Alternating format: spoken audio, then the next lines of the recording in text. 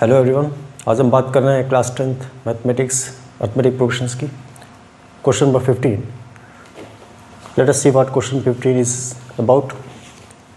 Question number 15 है, आपके board पर भी है। For what value of n are the nth terms of two APs 63, 65, 67 and 3, 10, 17 equal. यहाँ पर दो एपीज दिए हैं, एक है 63, 65, 67 ऐसे करके, और दूसरा है 3, 7, 17 ऐसे। किस वैल्यू की n इन दोनों में, जो जिसके n टर्म दोनों की एपी की इक्वल हो जाएंगी। पहले आप दोनों का nth टर्म पता कर लीजिए, दोनों एपी का nth टर्म पता कर लीजिए, उसके बाद उसको इक्वेट करिए, उसके बाद n की वैल्यू आ जाएगी।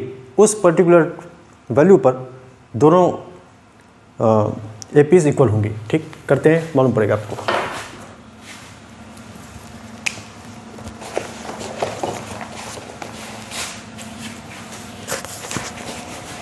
Question number 15. For what values of n are the nth terms of two APs equal? The given APs are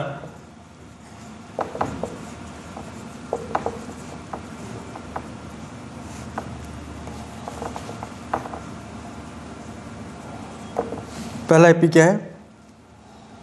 63, 65, 67 dash dash dash. दूसरा एपी क्या है? 3, 10, 17 डैश डैश डैश। ऐसे दो एपी दे रखे हैं, ऐसे दो एपी दे रखे हैं। अब यहाँ पर हम लोगों को एन टर्म पता करना है। या ये हमारा A1 है, ये हमारा A2 है, ये A3 है ऐसे, ये हमारा A1 है, A2 है, A3 है ऐसे। एन टर्म क्या होगा? nth term will be equal to a plus n minus 1 into d. nth term will be equal to a क्या है यहाँ पर? First term 63 plus n minus 1 into d क्या है? d है 65 minus 63, 2 हो जाएगा। d will be 65 minus 63, it will be 2. a2 minus a1, a2 minus a1। अगर भूल गया हो तो याद दिला रहा हूँ आपको। तो जाएगा an nth term is equal to 63, open the bracket, 2n minus 2। an will be equal to 63 minus 2, 61 plus 2n। इसे कर दो इक्वेशन नंबर 1। ये होगा हमारा इक्वेशन नंबर 1। अब आ जाइए इक्वेशन नंबर 2। इसी तरीके से यहाँ पर भी कर लीजिए। यहाँ पर भी nth टर्म होगा a plus n minus 1 into d. nth term will be equal to a क्या है? a 3 plus n minus 1 into d क्या है? d is 10 minus 3 which is equal to 7। a2 minus a1, d है 7। Open the bracket, an is equal to 3 plus 7n minus 7, an will be equal to minus 7 plus 3 is minus 4 plus 7n is equal to equation number 2।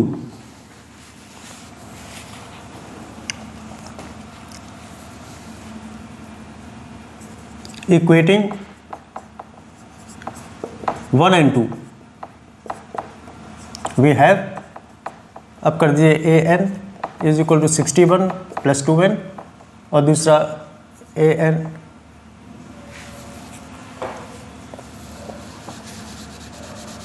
61 plus 2n is equal to minus 4 plus 7n। ऐसे इसको equate कर दें। अब क्या हो जाएगा? ये हो जाएगा 2n minus 7n is equal to minus 4 minus 61, तो जाएगा minus 5n is equal to minus 65। Therefore 5n will be equal to 65 और n will be equal to 65 upon 5, हो जाएगा 13। इसका मतलब ये होगा कि 13 टर्म इन दोनों एपी का बराबर होगा, इक्वल होगा। अगर आप कैलकुलेट करेंगे, देखेंगे, ऐसे चलते चल जाएंगे, इसका 13 टर्म पता करेंगे, ऐसे चलते चल जाएंगे, इसका भी 13 टर्म पता करेंगे, दोनों इक्वल होंगे। तो कौन सा टर्म इक्वल होगा? वो 13 टर्म इक्वल होगा। ये आपसे पूछ रहे थे यहाँ पे सवाल में।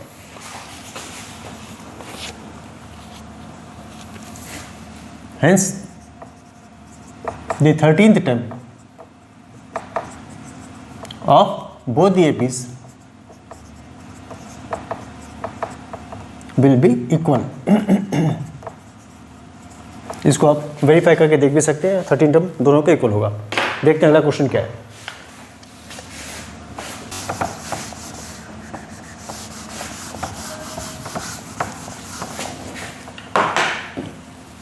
16th क्वेश्चन, 16 क्वेश्चन बोर्ड पर देखिए। 16 क्वेश्चन क्या है? Determine the AP whose third term is 16 and the seven term exceeds the fifth term by 12।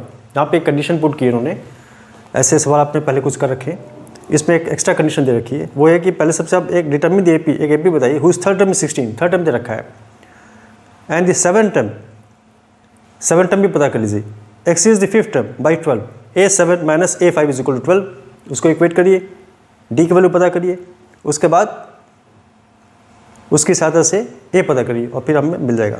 फिर से रिपीट कर रहा हूँ question, determine the AP whose third term is 16 and the seven term exceeds the fifth term by 12। Let us start.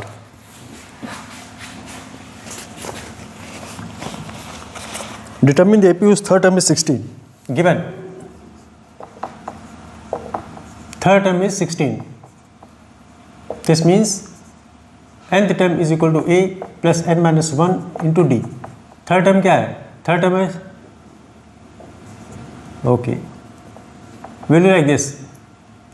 A3 is equal to a plus 3 minus 1 into d. Third term क्या है? 16 is equal to a plus 2d. पहला equation ही बन गया। Seven term देखो, given ये होगा seven term exceeds the fifth term by 12। Seven term क्या होगा? Similarly seven term will be equal to, इसको इधर करो इस तरीके से, सेवन टर्म हो जाएगा a plus 7 minus 1 into D, a plus 6d। और फिफ्थ टर्म क्या है? फिफ्थ टर्म है हो जाएगा A5 is equal to a plus 5 minus 1 into d, ये हो जाएगा a प्लस 4d। अब आप एक काम करें, as per the given statement, as per the given statement we have A7 minus A5 is equal to 12। ये उन्होंने कहा है, जो क्वेश्चन पढ़ रखा है, जो क्वेश्चन लिखा हुआ है उसमें लिखा हुआ है the seven term exceeds the fifth term by 12। ठीक, अब A7 क्या है? अब इसको आप A7 माइनस A5 कर लीजिए, A7 माइनस A5 यानी कि a plus 6d minus A5 कितना है? a plus 4d is equal to 12, तो हो जाएगा a plus 6d minus a minus 4d is equal to 12। This cancels, 6d minus 4d is 2d is equal to 12, therefore d is equal to 12/2 which is equal to 6। अब हमारे पास d आ गई है, d की value आने के बाद हम इसको सब्स्टिट्यूट कर देंगे इक्वेशन नंबर 1 में। इसमें कर दो substituting value of d in 1, we have, इससे क्या मिलता है हम लोगों को?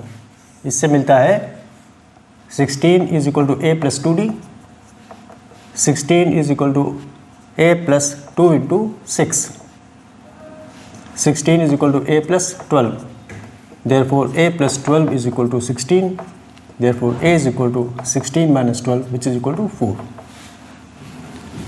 हमारे पास a भी आ गया है, now we have, हमारे पास a भी आ गया है, a है 4 और d